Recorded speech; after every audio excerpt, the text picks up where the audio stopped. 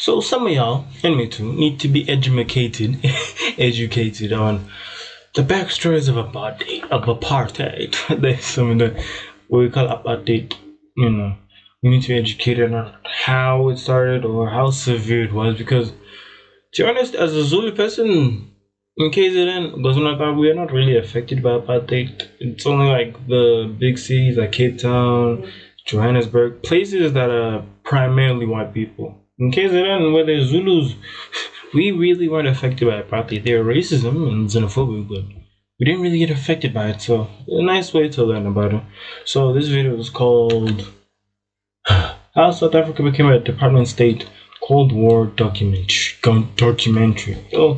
Apartheid is most certainly a stain on world history, but it is an integral part of understanding South Africa and Southern Africa during the Cold War. The elaborate system of racial segregation and the struggle against it would define South African politics throughout the 20th century. However, in order to understand the bloody fight against this oppression, Ooh, is a white guy or a European? Because this is too classy and feels a bit South African. we first have to look at how it all began. From Dutch farmers to British industrialism and religious ethno-nationalism, I'm your host David, and today we will be looking into the foundations of apartheid in South Africa. This is the Cold War. The Cold War.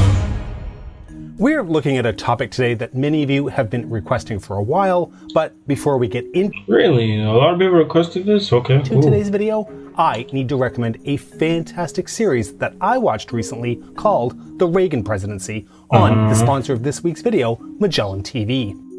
The series looks at Ronald Reagan from his presidential run in 1981 through to his leaving office in 1989 and all of the key moments of his 2 terms in office. The video really focuses on global events and how they impacted the presidency and how the president impacted global events. And one of the best things about the video, it is completely ad-free, just like every video on Magellan TV, including the new 4K content that's being added every week. And Cold War viewers will get a 1-month free trial by clicking on the link in the description. Make sure to start your free trial of Magellan TV. No, Chrome has a viewing network? Cool.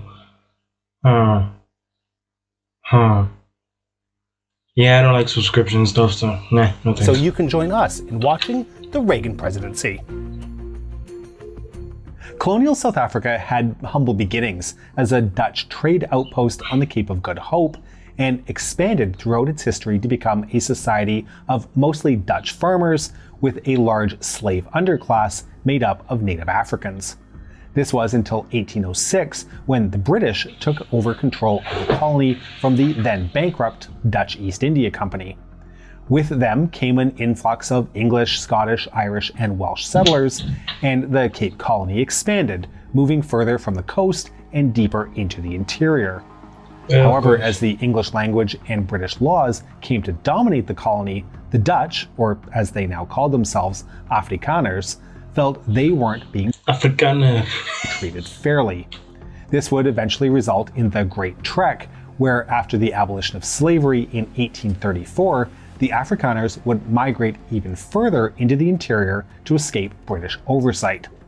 These Trek Boers, eventually just shortened to Boers, established 3 republics on the frontier of the colony.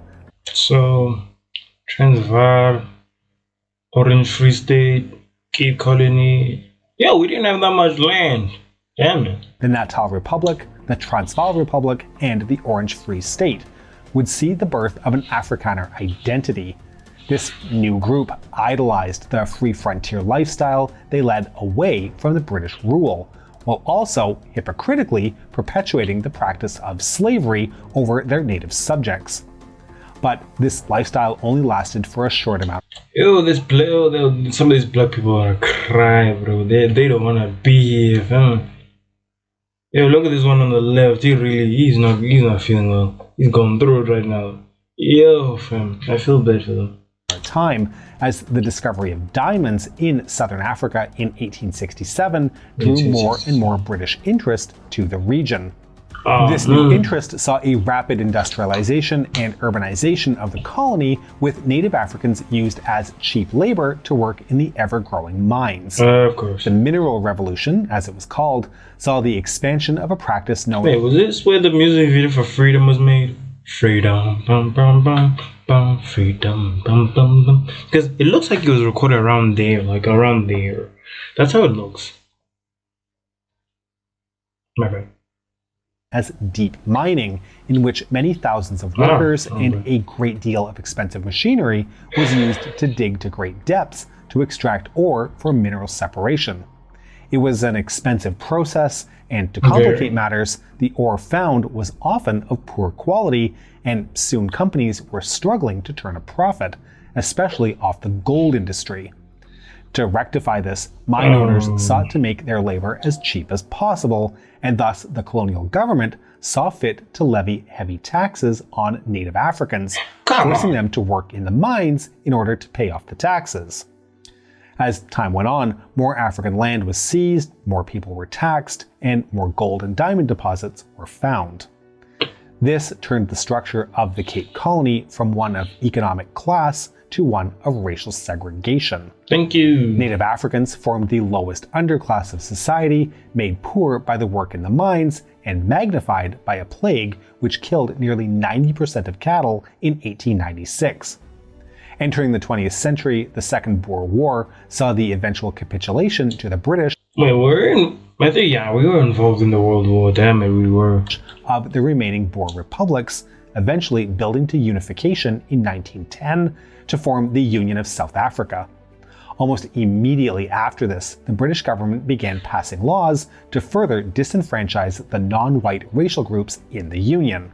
As South Africa became increasingly independent, it is important to understand the racial structure that would be used to define the apartheid era. Let's see, South African people. Wow, there were a lot of black people back then. There were a lot. Wait. Whoa. So in 1910, we were like a little bit above them. The coloreds, they caught up. Yo, coloreds, Geez, the white people, they never catch up. They're going down. Asian. We have Asians?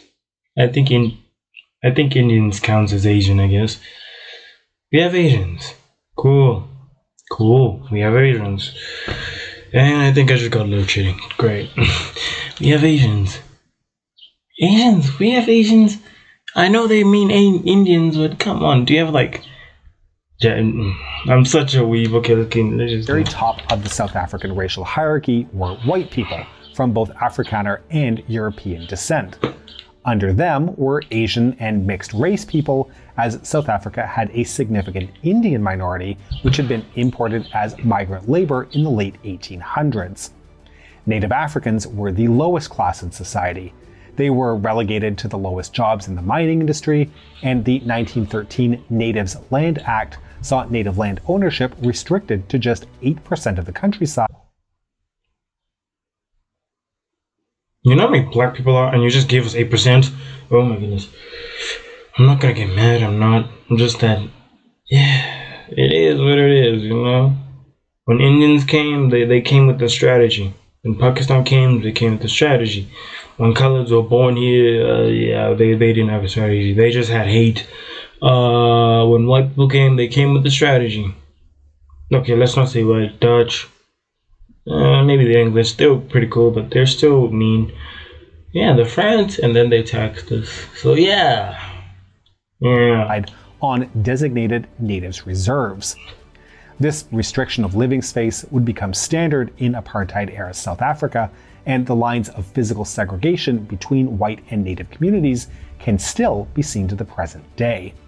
Resistance to these laws began almost immediately. Tax boycotts and strikes, despite being illegal for Africans to take part in, were commonplace, but unfortunately saw little to no progress.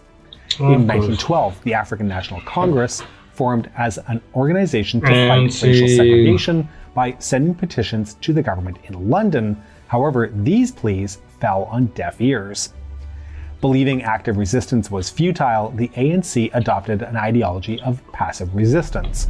While typically avoiding large-scale protests, the organization did launch a series of major non-violent demonstrations against the passbooks, the identity and employment booklets that were required by law for every African.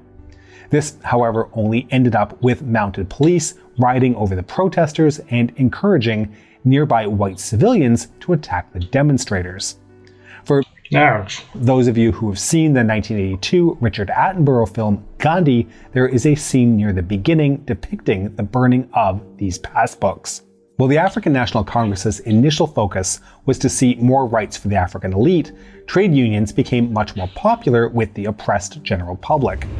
Beginning in the 1920s, these unions this is South Africa? Oh my goodness. organized strikes and protests against segregationist laws. Unfortunately, despite all of these efforts, the situation for Africans only worsened. 1936 saw the repeal of any voting rights the African elites had, and instead 3 white government representatives were selected to speak on behalf of the entire African population. Although this They didn't really like us back then, huh? seemed like the worst it could possibly get, it was only the worst it would get so far, and the post-war elections of 1948 were about to change everything. 1948 saw the election of the National Party of South Africa. The National Party was a conservative Afrikaner party which held extreme religious and ethno-nationalist core values, Who's this? in contrast to the previous British administration. The Afrikaner character itself had continued to evolve after the dissolution of the Boer republics, and had since morphed into a whole new monster. The reverence for the Dutch colonialist histories combined with the idolization of the slave Man, in America they're picking cotton, we're picking lemons. Wow. owning farmers' lifestyle of the frontier, and the resentment of the British for their crimes during the Second Boer War to form a pseudo-religious identity where the perceived racial purity of white Afrikaners was believed to be destined by God, and that the existence of other races only diluted South Africa. Apartheid, apartness, was seen as the only way to protect this God-given identity. So basically make everyone that's not white slaves or workers for you because you are the peak of the race. You're the superior. This is basically World War II logic. Germany logic, if you know what I mean. Germany, I don't want to say the name. I'm not risking my channel. So yeah, that was basically it. Yeah. Now, in order to understand the implementation of apartheid, it is imperative to understand the ongoing debate on how to handle South Africa's racial and economic segregation in the post-war nation. The United Party, which had led the Union for the preceding decade, launched the Native Laws Commission, also called the Fagan Commission, in 1946, with an official report being released 2 years later. The commission provided a more liberal view of segregation, in which it argued for a loosening of territorial segregation, which it described as utterly impractical. In the commission's opinion, the gradual reduction of these policies... Man, what are these places? I'm always thinking to myself, where are places that look like this? You know what, I'm pretty sure they burned down or they're completely changed by us, you know? Policies would see a slow influx of migrant workers to the cities, which would help boost the growing South African industry, which it heavily emphasized the importance of. The report advocated for a more laissez-faire approach to the segregated economy of South Africa, possibly allowing for more social mobility for the oppressed African underclass, and completely rejecting the calls for stricter controls of African workers being made by white farmers, which it described as totalitarian. However, this report didn't sit well with many in the Afrikaner and general white population, who feared what they saw as the volatile African urban population as a threat to their businesses. In response, along with their victory in 1948, the National Party launched the Sauer Commission, which came out with its findings in the same year. In complete contrast to the United Party's aims, the Commission's report advocated for a strong interventionist government which would guide South Africa to a state of total apartheid between white and natives. Its main points advocated for the reversal of all African urbanization, the relegation of their population to tribal reserves, and a total removal of white-owned industries. Wait, was this how Was this a version of the KKK or something? Dependence on African labor. Spearheaded by the South African Bureau of Racial Affairs, the report advocated for a state program in which, quote, the entire migration into and from the cities should be controlled by the state, which will enlist the cooperation of municipal bodies. Migration into and from the reserves shall likewise be strictly controlled. Surplus natives in the urban areas should be returned to their original habitat in the country, meaning the white farming areas, or to the reserves.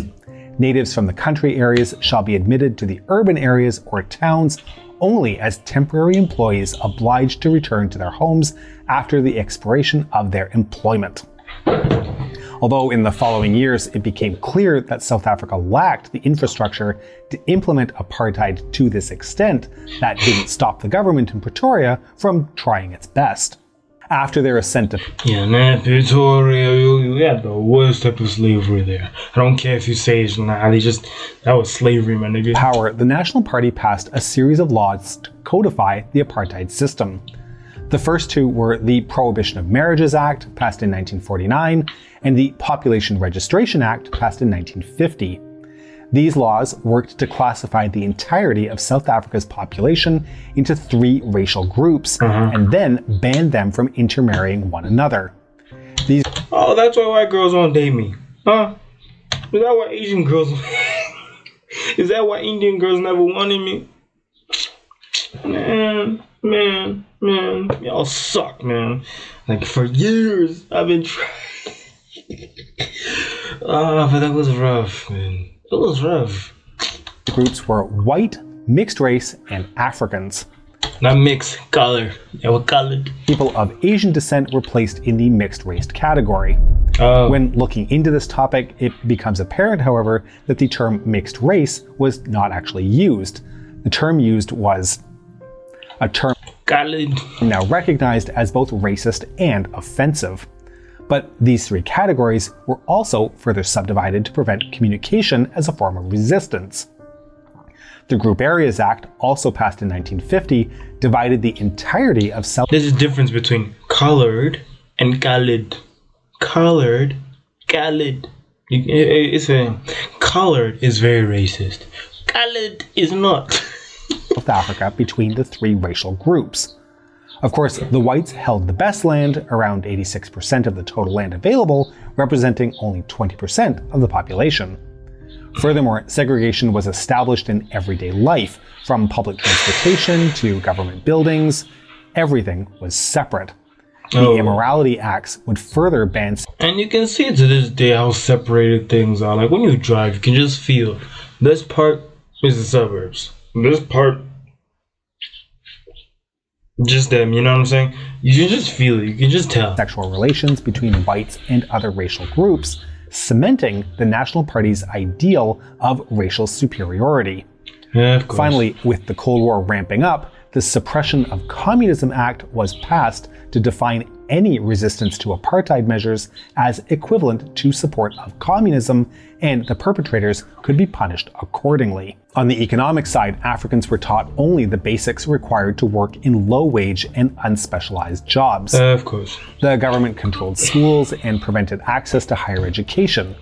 What education native Africans did receive was taught in only English or Afrikaans, not in any of the native languages of Southern Africa. The history of South Africa focused specifically on the white experience. This continued the practice of Africans being used and abused by the white ruling class as low-cost labor. Large cities were almost exclusively reserved for white people, with mixed-race townships designated on the outskirts and African townships placed even further from the center. Is that why college never lit? The place I stay used to be for only white people, and now I'm like, oh, is that why there's a whole area full of coloreds? Then after that is like a whole area full of just black people. Yo, okay. That needed to commuted into the city to work as servants, factory workers, or manual labor. Any rural land reserved for Africans was almost useless and tough to farm, leading to many people migrating to the cities for work. Cool. Living conditions were non-existent, as families often lived in homes without electricity, running water, or sewage systems. As time went on and the situation worsened, resistance to apartheid only stiffened, and the government in Pretoria became increasingly hell-bent on eliminating those groups which threatened to unite the general public against them. The African National Congress had by this point dropped their attempts to petition away racial segregation and took a more active stance in politics. The Youth League, a subgroup of young activists within the ANC, became a vocal driver of increased strikes and demonstrations. This is the time that also saw the beginning of militancy amongst the opposition movements. Although still young, these underground groups would go on to wage a form of guerrilla war in the following decades. For now, though, the biggest movements were still those of non-violence, and it would all culminate under the Defiance Campaign. This mass movement would be the largest ever recorded in South African history, made possible by collaboration between the ANC and the South African Indian. Who's this? Who's this nigga? Can't read that. Congress, an Indian-focused anti-apartheid group founded by Mahatma Gandhi. April 6, 1952 would see mass rallies held in Cape Town and Pretoria, and a boycott of the festivities being held in honor of the 300th anniversary of the Dutch arrival at the Cape of Good Hope. What the? Bro, they were really racist back in the day, you're not gonna lie. Given the apparent success, more demonstrations were planned for the 26th of June. Here began a multi-month movement where groups of African, Asian, and mixed-race protesters would march into areas without permits, enter white-only spaces, and commit other minor offenses. These were only punishable with a few days in jail or a small fine. By mid-December, when the momentum petered out, over 8,000 people had been arrested. Magistrates sometimes even acquitted the defendants of their crimes, as the offenses were minor and the court system was totally backed up. While there were reports of prison abuses and assaults, they weren't pervasive. Horrifically, however, whippings were sometimes handed out as a punishment to people under the age of 21. Wow, we really went through slavery, not gonna lie. The reaction from the government was to arrest the leaders and to try them under the Suppression of Communism Act, but many would be released on bail or have their sentences suspended. The campaign overall didn't see any reform of the apartheid policies like had been the hope, but it did achieve the goal of international recognition, especially at the United Nations. The campaign also served to boost membership of the anti-apartheid movement, with the ANC in particular seeing tens of thousands more people signing up. The initial international reaction was relatively weak. South Africa was an important ally to the West in the fight against communism, and would remain so throughout the Cold War. Similarly, apartheid policies were argued to be a South why they do my brother like this, bro? African domestic matter, and thus fell outside the scope of the United Nations whenever it was brought up in committee. Nevertheless, the 1952 Defiance Campaign finally brought some scrutiny upon the nation. Oh wait, I know this building. This is how it used to look. Bro, this place is different now, bro. It looks horrible. It looks like New York. That's how horrible it looks. Bro, this is how it used to look. Nah, bro. Nah. In the form of some international outcry and condemnation. This, however, was it for the time being. The world was going through major changes in the 1950s and beyond, and apartheid, at least for the time being, seemed like a minor concern somewhere in the background. So we can see that with its foundations laid, what happened to these cars, bro? Nah, bro. The history of Dutch farmers in the Cape Colony, to the Great Trek and subsequent idolization of the Boers, to the Mineral Revolution and the creation of an African underclass, apartheid was birthed from a form of history of oppression to grow into a vile system of racial segregation that would take decades to dismantle. To the people of South Africa, regardless of the color of their skin, it was clear that apartheid wouldn't go down without a fight, and that many lives would be lost before it eventually fell. No, Lord. However, that is the story for another time. We hope you've enjoyed this episode, and to make sure you don't miss our future work, please make sure you subscribe to our channel and you have formed a popular movement of oppressed bell buttons to gather together and demand to be equally pressed. Please consider. Damn, man, that was just yo, that was sure. Huh. That's tough. Yeah. Don't not say that, really. I'm just numb right now. You know, let me just go drink some water, you know, just hug my family and stuff like that, because, hey, man. Yo, South Africa went through hell. I thought it was more than that. I thought it was less than that, but yo.